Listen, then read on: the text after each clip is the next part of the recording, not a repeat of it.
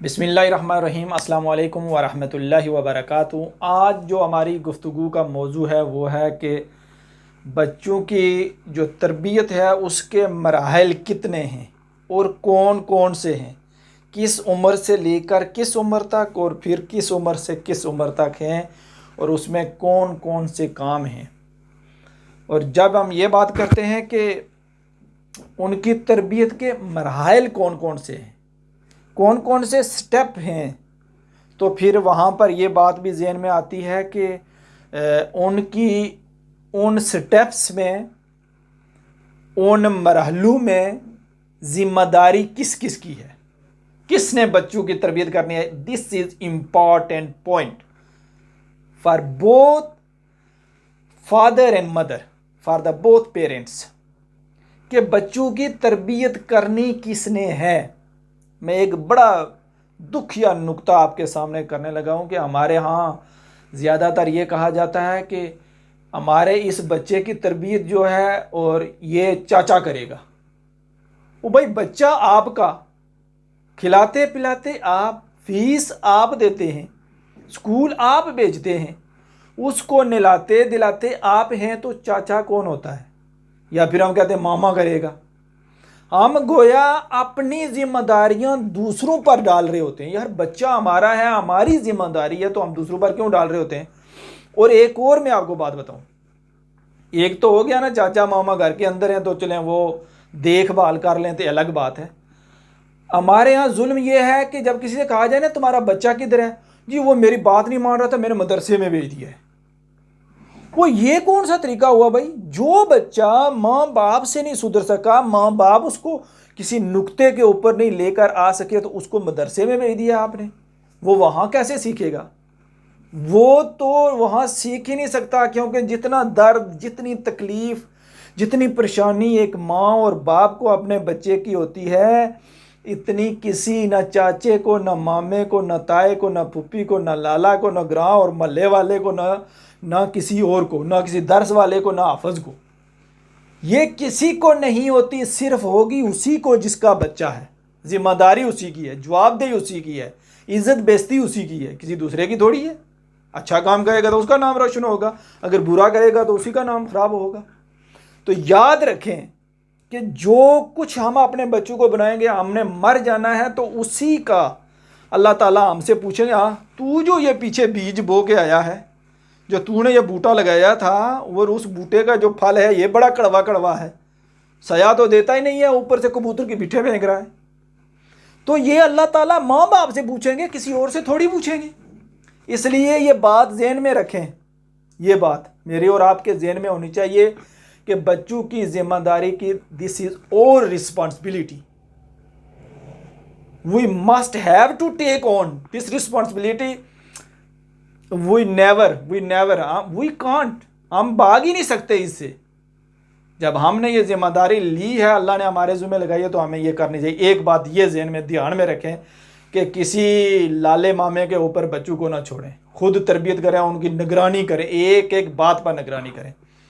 हमारे नज़दीक बच्चों की तरबियत के 3 स्टेप्स हैं और इंतहाई अहम स्टेप्स हैं।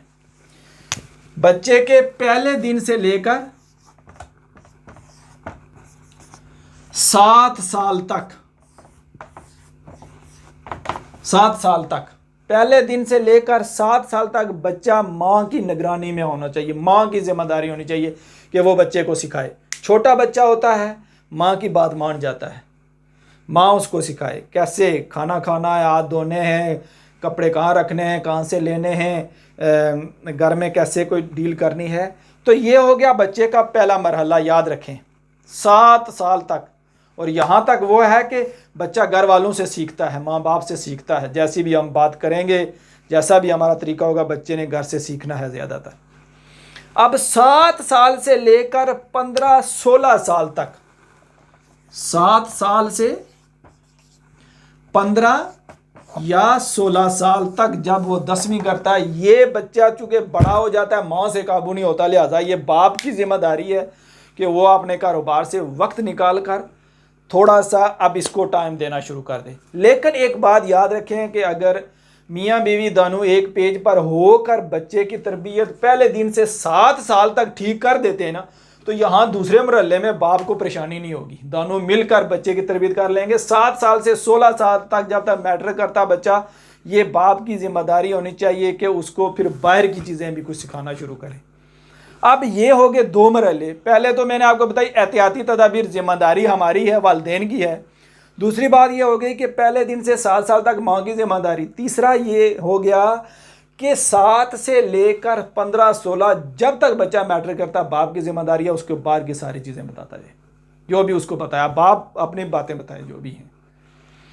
अब जब बच्चा मैट्रिक कर ले, नहीं भी करता, 10वीं को पहुंच जाए, 16 को पहुंच जाए, तो याद रखें 16 से लेकर 26 साल 25 साल तक एथर है। ये हुई बात कि 25 साल तक क्या करना है, 16 से 25 तक। नुक्ता बड़ा इंतहाई है, मैं this important point for us कि करना क्या है यहाँ पर। अब बच्चे ने पहले दिन से 7 साल तक माँ से सीखा, 7 से 15 तक बाप से सीखा। अब 16 से 25 तक ये जो कुछ सीखा हुआ उसने ना, ये सारे का उसने प्रैक्टिकल करना है माँ और बाप की निगरानी में। अब उसने सोना नहीं है, माँ ये ना कहे कि नहीं मेरा पुत्र लाडला है उसको सोने दे, नहीं। बाप नहीं ये कह सकता नहीं नहीं नहीं आज नहीं गया तो क्या हुआ, आज नहीं गया आज खेलने दे, नहीं। अब उसको बताना है बच्चे, हाँ जी घंटे कितने हैं, 7 या 8 घंटे नींद के हैं, इतना ही सोना है, इससे ज़्यादा नहीं सोना। खाना 2 रोटियां हैं 3 हैं, इतना ही खाना है, इससे ज़्यादा नहीं खाना। उसी को बताना है कि अब तुमने क्या करना है कि ये काम इस वक्त पर करना है, ये काम इस वक्त पर करना है, दोस्तों के साथ किस वक्त मिलना है। अब बरादरी में जहाँ कोई मातम हो गया वहाँ जाना है, कैसे जाना है, शादी पर कैसे जाना है। ये वो सारी चीज़ें हैं कि जो अब बच्चे को इसमें प्रैक्टिकल बताना है। और साथ साथ एक और प्रैक्टिकल भी है कि बाप बच्चे को बताए ये बात कि अब तुम बड़े हो गए हो, तुम्हारी शादी होगी, जैसे मैं घर का देखभाल कर रहा हूँ ऐसे तुमने करना है। और माँ अपनी बेटी को बताए कि बेटी जिस तरह मेरी शादी हुई है इसी तरह तुम्हारी भी होगी, और तुमने भी एक घर को संभालना है, और तो कैसे कैसे संभालना है। ये आगे है प्रैक्टिकल लाइफ। और बड़ी ही सितम ज़रीफ़ी के साथ ये बात कह रहा हूँ कि हम यहाँ पर आके गलती करते हैं। यहाँ पर 16 से 25 साल, यहाँ जब बच्चे को एक लोहा बनाना होता है, सोना आग में बनकर कितना ज़बरदस्त हो जाता है, अंगूठी और वो क्या क्या बनता है, तो उस वक्त जब बनाने की बारी आती है हम बच्चे को लाड दे देते हैं। तो लाड जब बच्चे को दे देते हैं तो वो फिर उसको ख़राब कर देता है, फिर हम रोते हैं, हम कहते हैं कि नहीं ये पता नहीं कहाँ से हो गया।